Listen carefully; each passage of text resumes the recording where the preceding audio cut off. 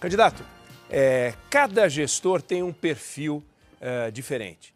Eu queria saber qual é o seu perfil, se o senhor for eleito, o que São Paulo vai conhecer. Primeira coisa, 50% de todo o recurso de São Paulo é jogado fora, com morosidade, burocracia, ineficiência, companheirada, corrupção. Primeira coisa, só de trocar um governo por outro governo, esses esquemas todos já começam a cair. E se quiser perguntar, você acha que tem esquema? Acho não, tenho certeza que tem esquema. Candidato, cada gestor tem um perfil diferente. Então tem aquele que chega e quer mudar as estruturas, outro prefere deixar como estão para depois avaliar. Tem aquele que prefere colocar secretários mais técnicos, outros mais políticos. Tem aquele que é mais barriga no balcão, o outro já deixa o secretariado trabalhar com um pouco mais de liberdade e fica na cobrança. Eu queria saber qual é o seu perfil, se o senhor for eleito, o que São Paulo vai conhecer. Se eu for, não, né? Boa noite, meninas. Eu sou o próximo prefeito de São Paulo e falo isso com humildade de alguém que quer servir. Sou um servo do povo, não acredito mais em políticos profissionais. Se realmente essa experiência política fosse levada em conta, a gente não estava com a cidade nesse caos que a gente encontra ela hoje. Sobre gestão, igual você, quando você que está em casa assistindo, obrigado aí pelo seu tempo, acho que é a coisa mais preciosa que você tem na vida e você está dedicando agora para ouvir sobre as eleições de São Paulo. Quando você ganha R$2.000, R$3.000, você não tem que rever alguns gastos? A prefeitura está com pouco dinheiro. Segundo todos estão falando, pela ineficiência, né? Porque são 120 bilhões ano que vem de orçamento e já está tudo comprometido por falta de eficiência. E aqui está o segredo. Eu não preciso ter um perfil de gestão para falar que eu vou fazer diferente ou não. A primeira coisa que tem que ter num governo é austeridade. O que é austeridade? A gente tem que saber separar custo e despesa. Custo é aquilo que eu invisto e tem retorno, e despesa é aquilo que eu fico pondo no dinheiro do povo, o seu dinheiro. O dinheiro de 190 mil pessoas está na fila de cirurgia, 447 mil pessoas estão na fila de exame, 34 milhões de calçadas que precisa ser feito, 34 milhões de metros. Você sabia, você que está assistindo, que se não tiver um gestor aí com esse recurso todo, esses milhões de metros quadrados de calçada representa 30% dos acidentes que a gente recebe nas UPAs hoje. Ou seja, são coisas tão básicas. E a gente está falando de São Paulo, a gente não está falando de uma cidade do interior com 50 mil pessoas, não. Nós estamos falando da poderosa São Paulo. Então, assim, o meu perfil, ele é muito simples. Ele é um perfil igual do pai de família. Vai ter que chegar, olhar o orçamento. O orçamento é 120 bi, aonde que estão os problemas? Primeira coisa, 50% de todo o recurso de São Paulo é jogado fora, com morosidade, burocracia, ineficiência, companheirada, corrupção. Primeira coisa, só de trocar um governo por outro governo, esses esquemas todos já começam a cair. E se quiser perguntar, você acha que tem esquema? Acho não, tenho certeza que tem esquema. Você que é comerciante aí de algum distrito de São Paulo, são 32 subprefeituras, você sabe muito bem o que está acontecendo. Vários de vocês são extorquidos. Você começa a ver essa companheirada, esse movimento. Por que tem 12 partidos apoiando o Nunes? Por que tem esse tanto de gente preocupada em não perder essa prefeitura? Por que junta o presidente da República de um lado, loucamente precisando dessa prefeitura, né, que é o terceiro maior orçamento do Brasil? Por que eles querem um orçamento já que está tudo dedicado e tudo vinculado? A resposta é muito simples. Eu não sou a favor do Estado grande nem de Estado mínimo, sou a favor do Estado eficiente, da gente ser servo do povo de verdade. E assim como você faz as suas contas, eu também vou fazer as nossas, só tem uma diferença: você aumentar a receita do Estado sem arrancar seu couro. Sem aumentar imposto, você vai ver o maior levante de receita na cidade de São Paulo sem levantar R$1 de imposto. Ele não vai fazer o que o Lula e o Haddad, que já foi prefeito aqui de São Paulo, estão fazendo. Então, assim, vou abrir para todos, que fique registrado isso aí. Nós somos um partido que não está dependendo de nenhum outro partido. Tinha alguns para vir, né? Eles queriam minha alma, eu não vou entregar minha alma para virar político profissional. Eu vim aqui foi para servir. Estou de saco cheio, né, de ter uma cidade bagunçada desse jeito. Você que está assistindo, lembra que política não é político, tá? Política significa politeia, que vem do grego, organização de cidade. O que significa isso? A cidade não está organizada. Se ela tivesse, eu não ia ser candidato a prefeito por São Paulo. Então, assim, o que vocês podem esperar de mim? Eficiência, pujança, alguém que de verdade não vai aceitar essas camaradagens, esses companheiros, esse tipo de gente não vai ter na Prefeitura de São Paulo. Nem no primeiro escalão, nem na ponta. Nem uma capilarização com os mais de 100 mil servidores que tem nessa cidade de São Paulo. Candidato, esse aqui é o espaço da Band, né, para que os candidatos se apresentem aos eleitores e falem também de propostas concretas, para que todo mundo possa conhecer melhor quem disputa a Prefeitura das capitais no Brasil. Já que o senhor começou falando de dinheiro, queria perguntar para o senhor justamente sobre isso. dois impostos hoje estão, digamos, nas mãos da prefeitura, não é? O ISS e o IPTU. O ISS daqui a pouco muda com reforma, mas por enquanto é uma deliberação municipal. O senhor fala de aumento de arrecadação sem aumentar impostos. Queria entender como é que o senhor vê esses dois fatores de arrecadação e como aumentar a arrecadação sem mexer na carga tributária. Você que usou a palavra, desculpa, aumentar a arrecadação. Eu falei aumentar o ativo. A arrecadação do imposto hoje por políticos profissionais é só aumentando no seu lombo, é só fazendo você virar um burro de carga. No Brasil Império, a gente tinha 20% de imposto e as pessoas chamavam aquilo de o quinto dos infernos. Hoje a gente paga 43% de carga tributária, aqui em São Paulo tem impostômetro e lá está marcando 2 trilhões. E o que mudou na sua vida? Nada. Esses caras não têm freio. Eles não sabem como fazer austeridade de verdade. O governo anterior, o governo federal, fez isso e aí foi mal interpretado, deixou o governo com caixa positivo e agora a gente está com um rombo de 1 trilhão. A Petrobras, por exemplo, que ficou 4 anos no positivo, pela primeira vez voltou agora para o prejuízo, está com mais de 2 bi. O que é 2 bi para você que está assistindo o jornal? Você nem sabe, né? Você não sabe de onde sai esse tanto de dinheiro. Deixa eu contar um segredo para vocês, não existe dinheiro público. Para construir ativo, a primeira coisa que o prefeito tem que fazer, coisa que o atual não faz, é buscar verba em Brasília. E nem estou falando de presidência da República. Nós temos 70 deputados federais que têm emendas impositivas e eles levam a maioria dessas emendas para onde? Para o interior de São Paulo. A gente precisa dividir o louvor com eles, porque tem 12 milhões de pessoas na cidade. E uma forma de levantar a receita na cidade sem levantar imposto é fazer o quê? Trazer obras e dividir o louvor dessas obras com quem está trazendo a emenda. Quem vota junto com o governo, por exemplo, pode chegar em um mandato de 4 anos até 500 milhões de reais de emenda, pra você ter uma noção. Então, eu sou um cara bom de relacionamento e vou fazer com que esses deputados injetem esses dinheiros aqui. Uma outra forma é a gente usar a inteligência na prefeitura e construir empresas que são ativos de tecnologia. Nenhum prefeito do Brasil fez isso até hoje, eu vou ser o primeiro prefeito a fazer isso para o povo. O que é? Imagina a Prefeitura de São Paulo criando um aplicativo. Esse aplicativo, ele gera valor e depois a gente vende esse aplicativo. A gente não vendeu nenhuma riqueza natural da cidade, a gente não vendeu nada que é natural do Estado, mas é tecnológico. Talvez vocês não sabem, o futuro da política brasileira, com a minha entrada, a gente vai começar a investir em equity. No mundo empresarial, para vocês entenderem, a gente constrói um ativo de uma empresa e vende ela 25, 30, 50 vezes mais o valor que a gente investiu. O que significa isso? Você imagina o Estado usando o poder de imposição que ele tem. Vou falar de modo claro para você que está assistindo. Sabe o aplicativo do Uber, que é de fora? A gente fica mandando dinheiro para fora, sendo que a gente pode pôr o nosso próprio aplicativo, cobrar mais barato das pessoas que são da nossa cidade, gerar um ativo com isso e depois colocar uma regulamentação que só pode operar naquele percentual. E depois a gente vende para a empresa privada. A gente vende por alguns bilhões e faz o que com esse dinheiro? Coloca ele dentro do caixa da prefeitura.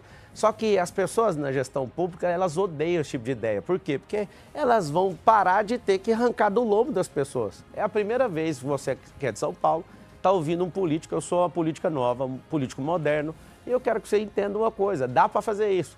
Dá para parar com guerra com o governo federal. Depois que acaba a eleição, na eleição você fala o que você quiser. Acabou a eleição, você chega no presidente da República e fala, preciso da sua ajuda. Nós temos um presidente da República, que também é de São Paulo. Ele passou a vida dele inteira aqui e eu vou pedir ajuda para ele e vai ter ligações minhas por 208 vezes no mandato para ele. 208 semanas, para você saber, é o mandato inteiro, que dá 1.460 dias. Você vai me ver trabalhando o tempo inteiro para aumentar a receita sem cobrar R$1 de imposto a mais. Sabe o que vai acontecer? Nós vamos equilibrar essas contas, nós vamos servir vocês como nenhum outro político serviu e vai ter um fator. Pela primeira vez na cidade de São Paulo, você vai ver alguém baixando imposto.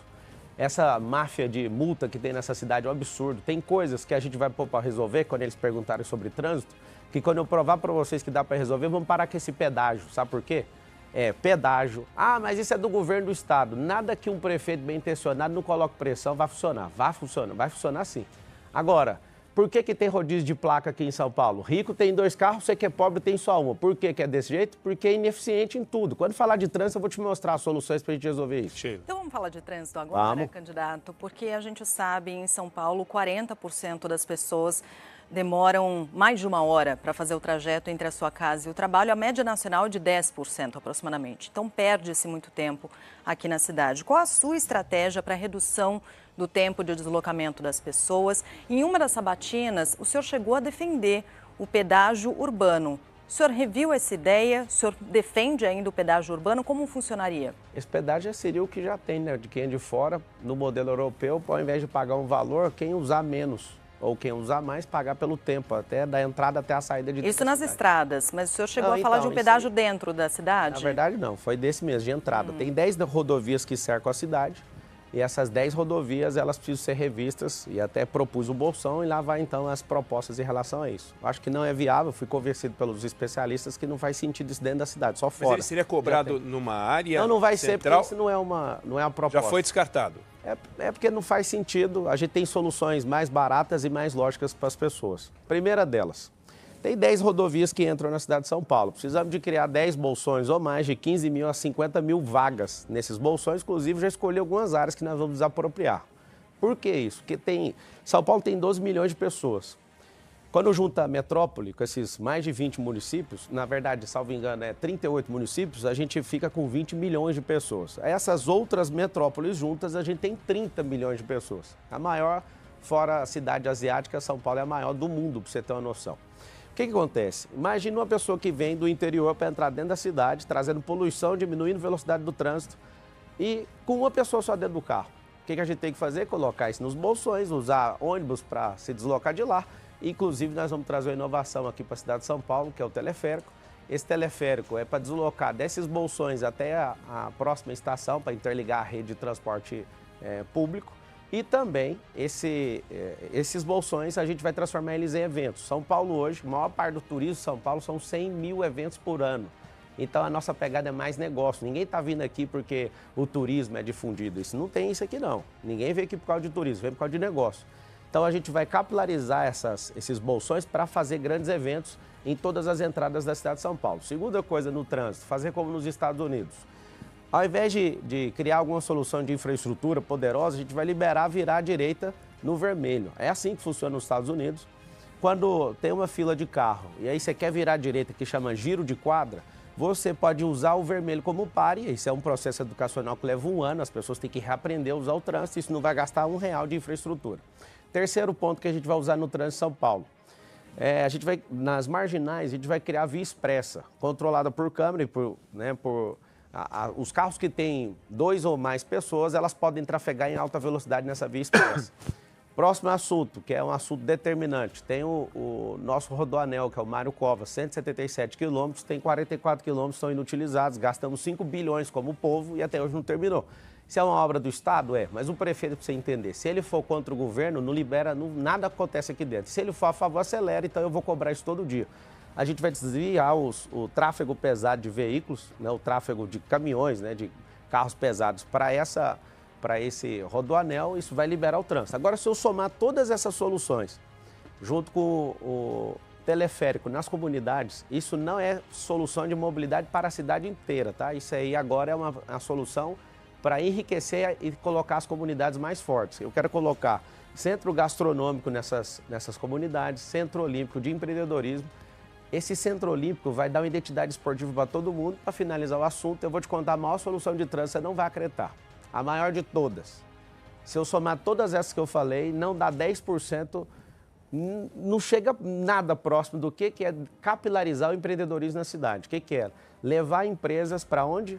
Para a sua comunidade. Nesse plano nosso, o projeto que é a Comunidade Forte, nós vamos levar empreendedorismo para todas as comunidades. O que vai acontecer? Na sua comunidade, você não vai precisando ficar arrastado no metrô, onde você nem é tratado como gente. Você não vai ficar 2 horas se deslocando, porque não faz sentido você sair de dentro da sua casa 4 horas da manhã para chegar às 7 num lugar, ir lá abrir seu computador e entrar na internet, sendo que você poderia fazer isso aí onde você está. Então, nós vamos levar a empresa, só que eu tenho um empecilho com isso. A maior parte das áreas de comunidade, periferia e favela, elas têm um problema, não tem liberação fundiária, não tem escritura. Sim, a gente tem mais de 1000 favelas em São Paulo e a maioria dessas favelas tem situação crítica. E aí nisso, onde você vai ver o benefício, a gente levando empresas para esses lugares, a gente precisa fazer esse mutirão. A prefeitura é uma baderna. E isso me deixa bem alegre e vou falar por quê. Não torcendo contra quem está aí na administração, mas porque vai ter um trabalho muito bom de organização e eu gosto de mexer com isso. A prefeitura hoje, para vocês terem uma noção, tem 40 mil imóveis e a maioria sem destinação nenhuma. Aí você imagina o que hoje a gente fica vendo algumas pessoas acreditando em balela de Guilherme Boulos, que fica falando que vai arrumar casa para alguém. Fazer um desafio para você que mora em São Paulo. Pega as emendas do Guilherme Boulos e vê alguma que ele construiu alguma casa, com alguma emenda dele que construiu alguma casa na cidade de São Paulo. Só acha uma. Eu desafio todos vocês que acreditam nessa lorota, tem gente que está há 15 anos, 20 anos, 10 anos esperando um imóvel e não vai ter. Por quê? Porque isso é uma balela. O governo de esquerda tem a promessa de ficar enchendo você de esperança, mas não consegue cumprir absolutamente nada. Porque se cumprir, acabou, eles não têm mais nada o que fazer. Então eles vão ficar sempre no gerúndio. Os governos, por exemplo, do PT, ficaram 13 anos para fazer a transposição do Rio São Francisco, que é uma técnica mundial desses esquerdistas malucos. Sabe o que eles fazem? Eles falam assim, estamos fazendo. Gerúndio é ficar o tempo inteiro falando que está fazendo. Esse NDO, fazendo. Não termina nunca. 3 governos, eles não terminam. Aí chega alguém em poucos meses, tipo o outro presidente, vai lá e termina a obra. Por quê? Porque é interesse deles. É a mesma coisa de um advogado que às vezes quer levar o cliente na má fé e ele fica arrastando o processo, ele fica criando um monte de remédio jurídico ali para não terminar a causa, porque ele ganha se a causa estiver rolando. E você, que é povo, eu acho que você já cansou disso.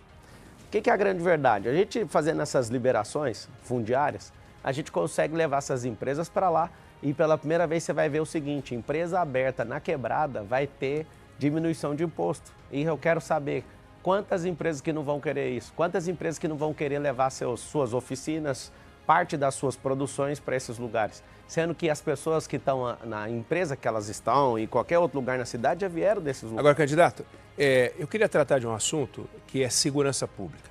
O senhor falou de alguns assuntos que não são propriamente da Prefeitura, mas que são da Prefeitura. Segurança pública é um desses, porque tem a ver com o Estado, tem a ver com o governo federal, mas tem a ver com a Prefeitura. Londres tem 940 mil câmeras, quantidade industrial de câmeras. São Paulo, 13 mil, 15 mil câmeras. 18 mil. É uma diferença brutal. Sim. Como é que o senhor entende que a contratação, que é muito, né, para chegar em 940 mil câmeras, é uma quantidade, um investimento grande, mas que ajuda muito na segurança. Tanto a gente vê os dados de Londres. Londres violenta é um paraíso para São Paulo. Como é que o senhor pretende lidar com esse assunto?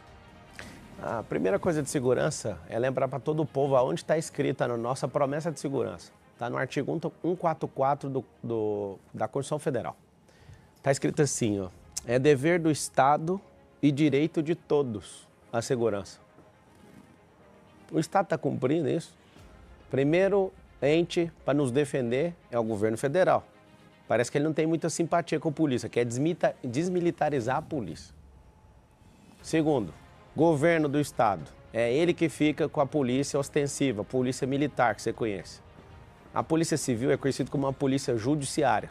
A prefeitura não tem polícia, a prefeitura tem guarda. Tem uma PEC, salvo engano, a 57 está tramitando no Congresso Nacional, que essa PEC, se ela for aprovada, a guarda municipal ela vai ter poder de polícia.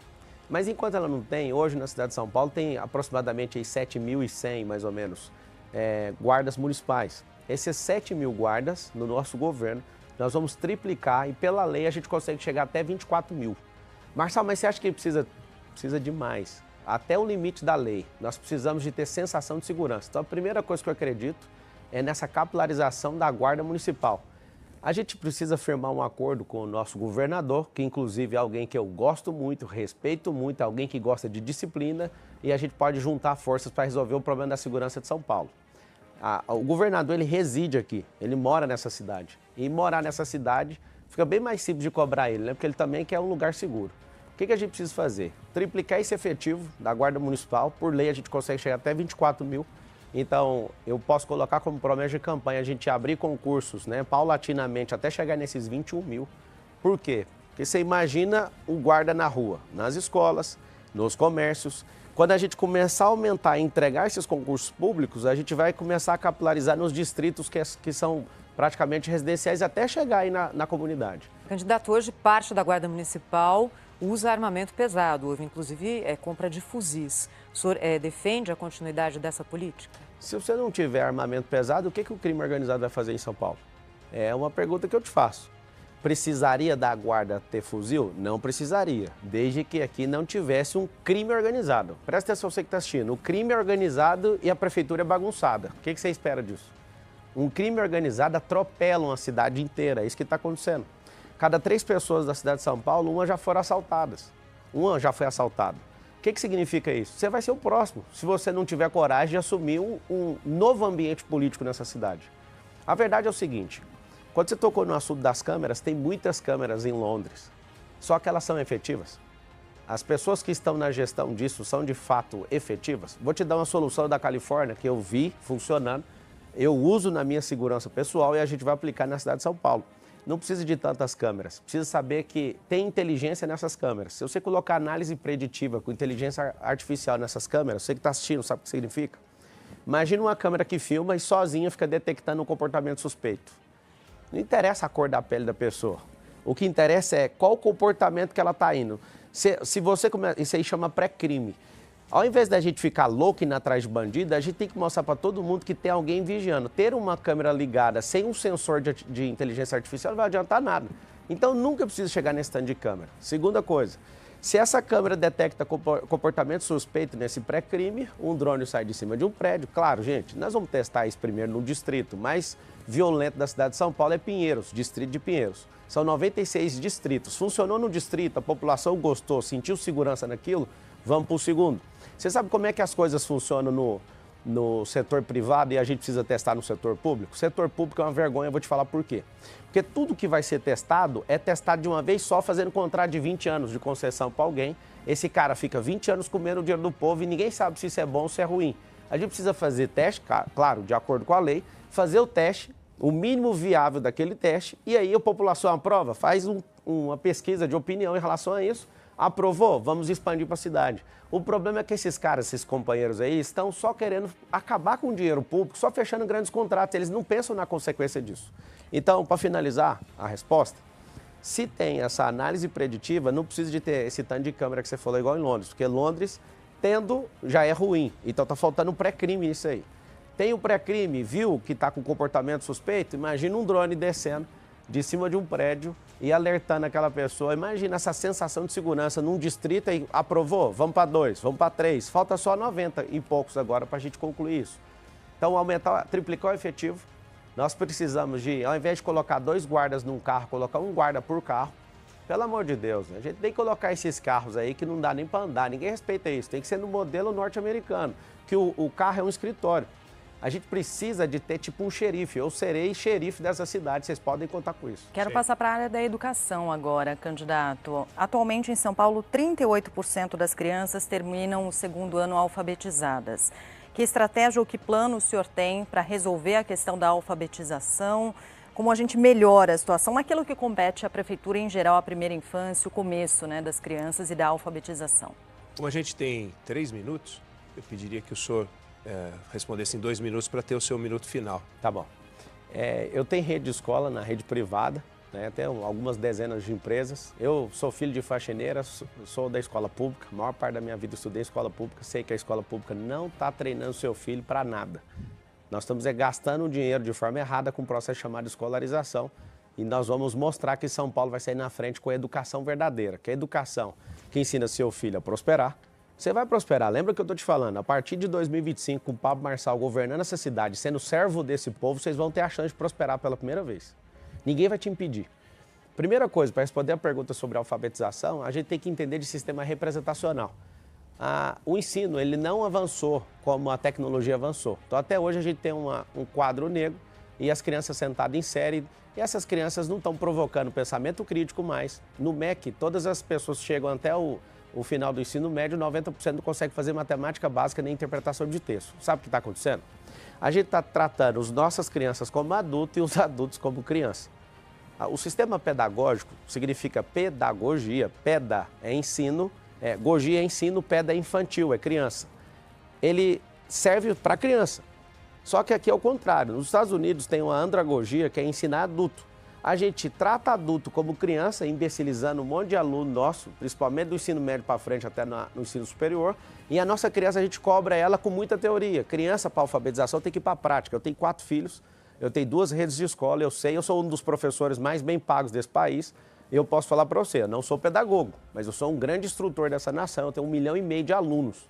Eu não estou falando seguidores, não, sou assistido por 56 milhões de pessoas só numa rede social todo mês.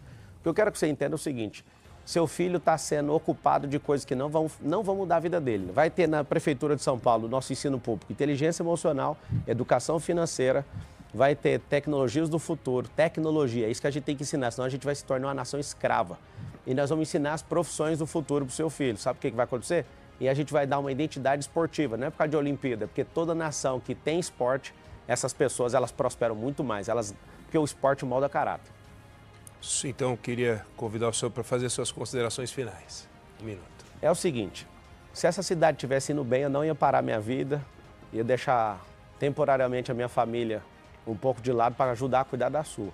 Eu tenho 4 filhos, eu namorei uma mulher só e casei com ela, e eu pedi autorização da minha família para estar aqui com vocês. Às vezes eu posso parecer maluco aqui, eu estou sozinho, sem dinheiro público, sem tempo de televisão, mas eu tenho Deus e tenho o povo. E eu vim pedir uma oportunidade para vocês, deixa eu servir vocês. Chega de gente que é banana. O Nunes está aí, ele foi jogado lá, ele nem sabe o que ele está fazendo lá. Ele não dá conta, ele não tem a pujança para levar São Paulo para o futuro.